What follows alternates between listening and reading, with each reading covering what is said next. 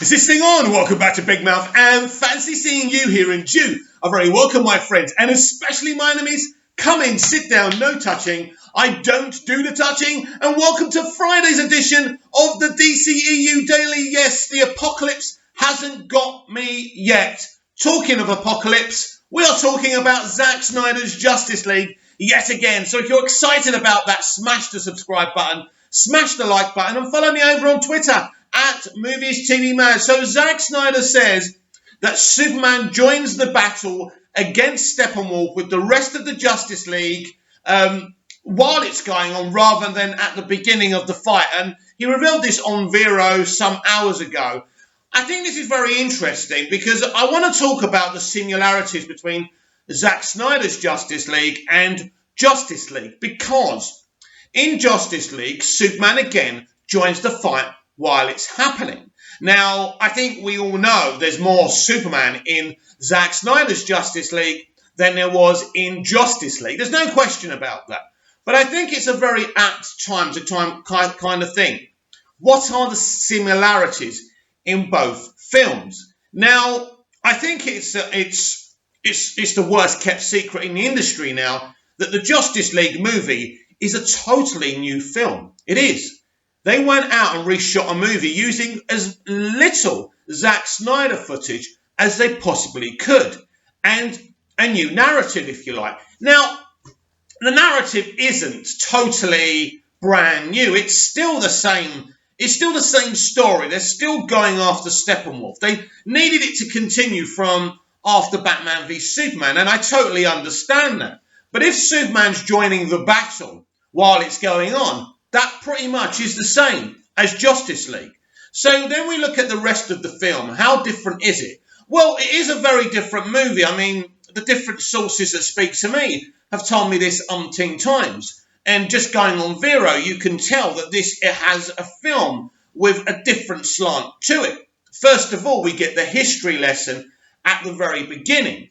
This is kind of a Lord of the Rings prequel. This is brilliant. This is what we all wanted to see, and we never got it. I think that's when we kind of caught on in the movie. At the beginning of Justice League, this wasn't Zack Snyder's Justice League, because Zack Snyder already told us at the beginning of this film we were going to see a spanning, epic, prequel, Lord of the Rings kind of history lesson, like we got in Fellowship of the Ring, right? Brilliant.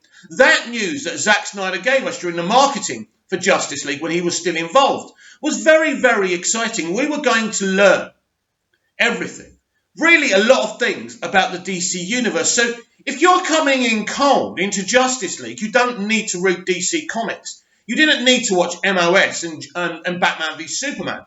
The problem is with the Justice League movie, or should I say the Justice League movie, it makes assumptions that you already know all about the DC universe, that you read the comics, that you've watched the animated stuff, right?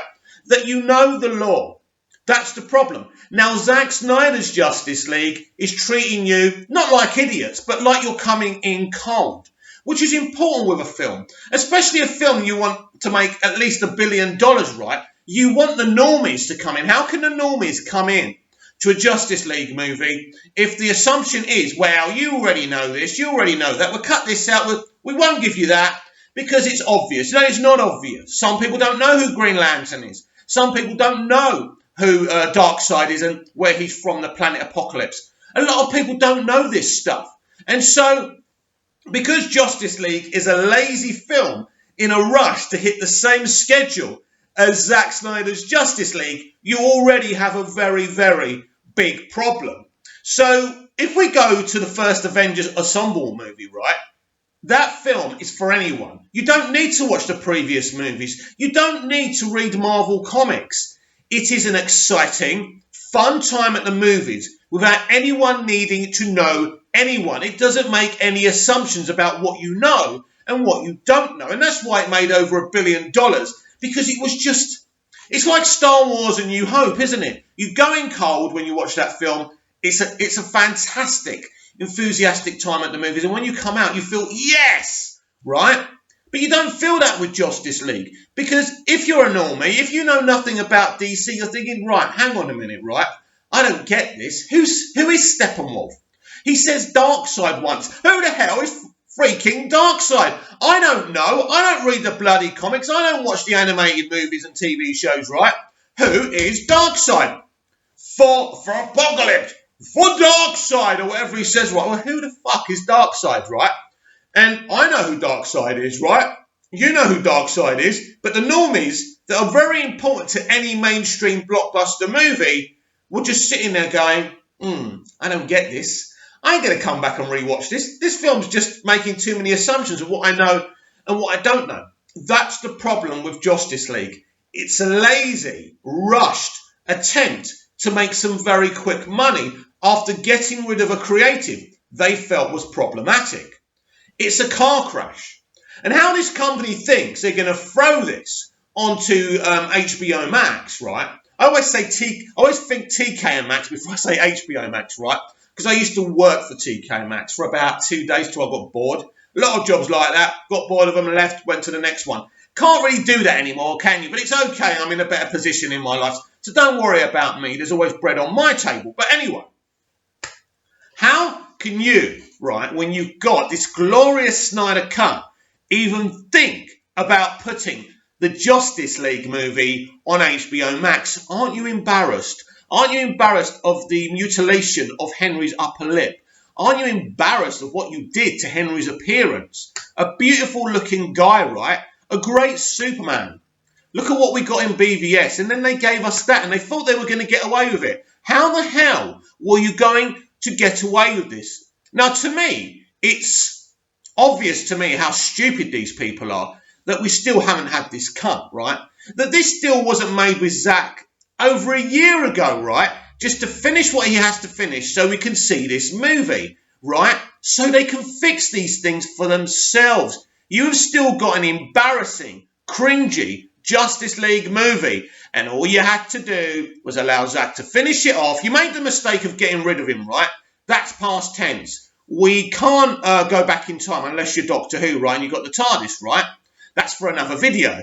But the point is, this is so embarrassing. Look at this film. Look at how good this film was going to be. And they ruined it. But as I say, that's done. Now is the time for us to see this film. Right, now I understand Zack wants to do some things to it. But as soon as this epidemic is over, and who knows when that is going to be, Zack must be allowed to go back to work and finish this film. Because Justice League is an absolute embarrassment. It's an embarrassment for you. It's an embarrassment for me. It's an embarrassment for Zack. It's an embarrassment for Joss Whedon. He may be posting jokes about release the Snyder Cut or whatever he was doing the other week, but he's embarrassed. He understands he's a joke. He is a joke. He wasn't a joke. He was respected, but now he's a joke. Because what he gave us simply was rushed and not good enough. And we've got an alternate version, a brilliant version, a 3.5 hour, 4 hour version that everyone, the whole world, even the normies, are desperate to see. This continuation of Batman v Superman Dawn of Justice. What is it the fans say? What is it that Zack says? He is yet to rise. Superman is still buried in that coffin. He is yet to rise, right? The Justice League haven't formed yet. They have yet to rise. This is what we want. This is what any decent, self-respectable studio should want. Because their decisions after BVS were absolutely ridiculous. Get this movie done. Let's get this movie done. Let's see it.